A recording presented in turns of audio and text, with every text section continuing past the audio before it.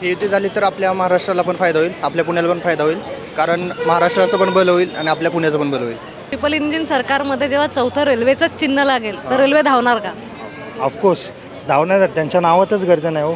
ते साहेब आहेत, साहेबांना नाव घ्यायची गरज नाही आहे. इंजिन आपोआप लागतं त्याला, असा विषय. महाराष्ट्र नवनिर्माण सेनेचे अध्यक्ष राज ठाकरे अचानक दिल्ली दौऱ्यावर रवाना झाले. त्यांच्यासोबत त्यांचे सुपुत्र आणि मनसे नेते अमित ठाकरे सुद्धा होते आणि त्यानंतर त्यांनी दिल्लीला जाऊन अमित शहांची भेट घेतली आणि त्यानंतर संपूर्ण महाराष्ट्रात एकच विषय चर्चेला आला. तो विषय म्हणजे की आता भाजप आणि मनसेची युती होणार.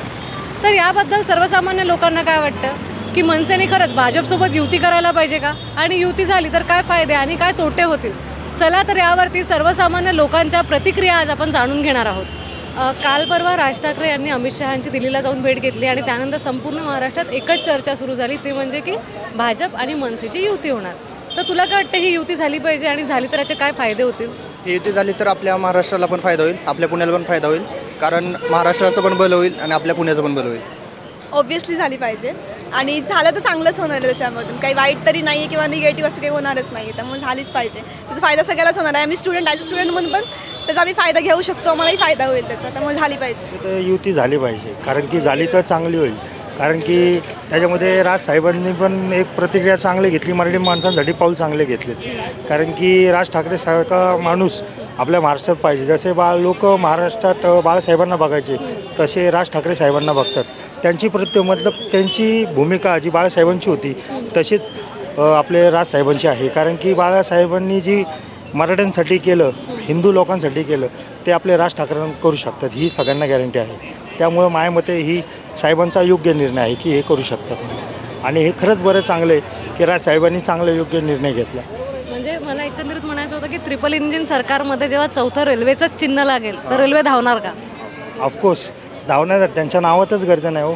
ते साहेब आहेत, साहेबांना नाव घ्यायची गरज नाही आहे. इंजिन आपोआप लागतं त्याला, असा विषय.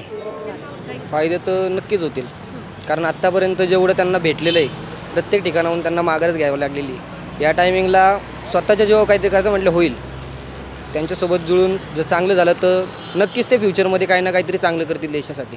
मला तर होईल, फायदा होईल. बिकॉज राज ठाकरे खूप लोक राज ठाकरेंना मानतात. जर ते BJPमध्ये गेले तर नक्कीच जे पण नागरिक आहेत ते पण BJP वगैरेंना सपोर्ट वगैरे करतील.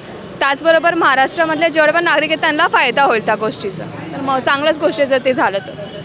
दोन मेन पॉवर्स एक सोबत येईल तर त्याच्यामुळे कॉमन पीपलला फायदा होईल, कॉमन नागरिकला फायदा होईल. त्याच्यामुळं आम्हाला तसं वाटतं की ते व्हायला पाहिजे. खूप सारे फायदे होते ना, की BJPने आता एवढं पब्लिक लोकांना, BJP जेव्हा जिथून आले तेव्हा पब्लिक लोकांचे तर खूप प्रॉब्लेम झाले होते.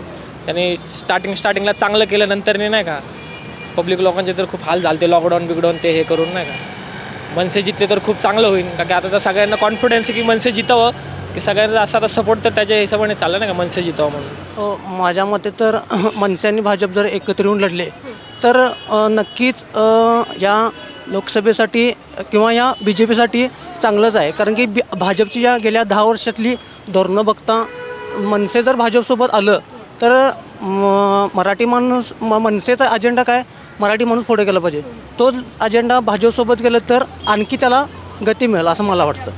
तर या होत्या सर्वसामान्य लोकांच्या काही प्रतिक्रिया. आता लोकसभा पार्श्वभूमीवरती खरंच मनसे आणि भाजपची युती होणार का हे पाहणं खरंच खूप महत्त्वाचं ठरणार आहे.